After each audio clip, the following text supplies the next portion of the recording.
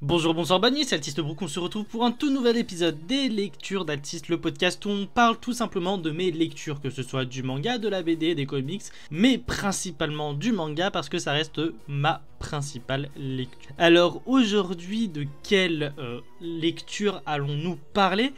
Bah c'est un manga, alors un manga issu à la base d'un animé. Un animé issu à la base d'un jeu vidéo. Bref, tu l'auras compris, on va parler Pokémon. Mais on va parler de Pokémon Mewtwo Contre-Attaque Evolution. Du coup, on va parler tout simplement du manga qui adapte le remake, enfin le remaster, du premier film Pokémon qui adapte le jeu vidéo. Ouais, c'est un bordel, faut pas chercher à comprendre. Même moi, je me suis perdu dans mon explication.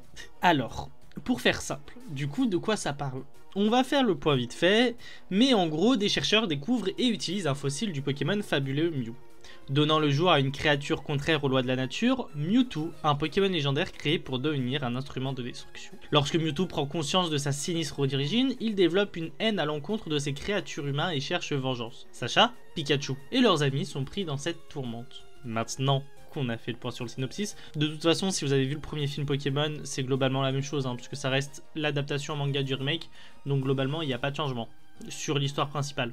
Mais comment vous dire que c'est pas la meilleure des lectures, surtout pour ceux qui me connaissent et qui savent que je suis fan de Pokémon. D'ailleurs, il y a tout un podcast autour de ça, donc la Poké Radio, où on parle Pokémon et notamment des trailers du jeu principal. Mais on va commencer quand même par les points positifs parce que il y en a pas beaucoup et c'est plus simple de commencer par le positif. Pour commencer, il y a toutes les origines de Mewtwo et les questionnements qu'il se pose sur son origine. Pourquoi ? Tout simplement parce que Mewtwo dans le film principal, alors on sait qu'il a ce questionnement, mais c'est un questionnement très rapide. On sait qu'il se pose des questions sur d'où est-ce qu'il vient, pourquoi il a été créé, mais ça ne va pas plus loin. On le soupçonne plus, j'ai envie de te dire, par ses expressions faciales. Là où dans ce remake et dans ce manga, on le voit un petit peu dans une mini-réflexion, et ça c'est vraiment intéressant. Maintenant, la déception est beaucoup trop grande.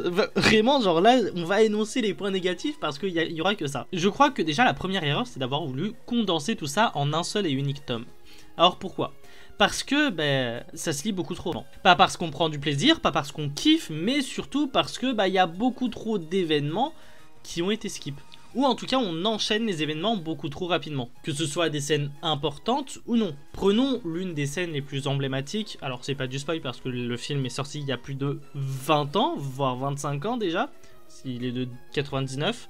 Donc on est à 26 ans maintenant. Enfin, avec la nouvelle année. Et comment vous dire que la scène de combat entre Mew et Mewtwo avec la pétrification de Sacha, ou encore le combat entre tous les clones, ça n'a plus aucun impact sur le lecteur. Pas parce qu'on connaît la scène. Pas parce que je connais cette scène, parce que en ayant revu les films récemment, la scène, enfin ces différentes scènes-là m'ont impacté, ils m'ont quand même ému. Peut-être la nostalgie, peut-être parce que la scène est juste magnifique. Bref, dans tous les cas, j'ai ressenti quelque chose. Dans le manga, c'est rien. Dans le manga, je n'ai strictement rien ressenti. Ça a été une scène qui devait être marquable, ça devait être une scène hyper émouvante, et pourtant, je n'ai pas été ému. Et des scènes comme ça, il y en a plein. Encore une fois, que ce soit des scènes importantes ou pas, beaucoup qui auraient pu avoir un minimum d'impact sont skip. L'arrivée de Sacha sur l'île de Mewtwo, par exemple, on ne le voit que sur une seule case. Et c'est une case flashback. Et je trouve ça vachement dommage. Parce que ça reste une épreuve, entre guillemets, de qualification pour rejoindre l'île. C'est pas juste, ils vont à la nage avec des Pokémon parce que ça les fait kiffer. Non, c'est Mewtwo qui impose cette épreuve pour faire un tri dans les dresseurs. Pour n'affronter que les meilleurs. Et cette scène, elle a du sens pour la suite. Et pourtant, ça se résume à une seule case. Bref, c'est vraiment très frustrant. Alors, heureusement, je vais pas mentir, j'ai trouvé à 1 ou 2 euros seulement en vide-grenier. Parce que si je l'avais acheté plein pot en librairie, j'aurais vraiment encore plus eu le seum. Je suis pas compliqué, c'est du Pokémon, je consomme Pokémon. J'ai un ami, coucou Alain, qui m'a dit, moi t'inquiète frérot, genre si c'est de l'isekai, je kiffe ça, je t'en bouffe, c'est un petit peu mon fast food. Pokémon, c'est la même chose pour moi, c'est que du kiff, je te consomme du Pokémon mais sans problème, y a pas de souci, je suis le plus gros pigeon Pokémon. Donc, que je sois déçu quand même, faut y aller extrêmement fort. Ouais, clairement, j'ai le seum. Par contre, au moins, je me marre quand même en lisant. Pourquoi ? C'est exactement le même problème que dans l'anime. Mewtwo, wallah que c'est le Haggar originel. C'est le seul Pokémon, tu vois, qui cherche la merde et qui ensuite vole les Pokémon des autres pour les cloner et ensuite leur dire waouh, wallah vous puez la merde. Je vous jure, c'est un haggar. Il en a rien à faire. Et j'avoue, ça me fait rire. Ça me fait rire de vraiment voir à quel point il n'a aucune considération pour les autres Pokémon à ce moment-là. Et même pour les dresseurs, c'est hilarant. Bon, généralement, c'est vrai que pour les plus jeunes, je ne conseille pas le manga pour le lire au final. Bref, c'est vrai que d'habitude, c'est plus compliqué de conseiller du Pokémon aux plus jeunes. Alors, ça se lit, Pokémon pour les plus jeunes, certes. Mais c'est vrai que ça a tendance à être un petit peu plus sombre. Alors, je dirais pas mature, mais vous m'avez compris, que l'animé. Par contre, les films adapté en manga, je peux vous dire que vous pouvez y aller parce que ça reste vraiment de l'adaptation des films en manga.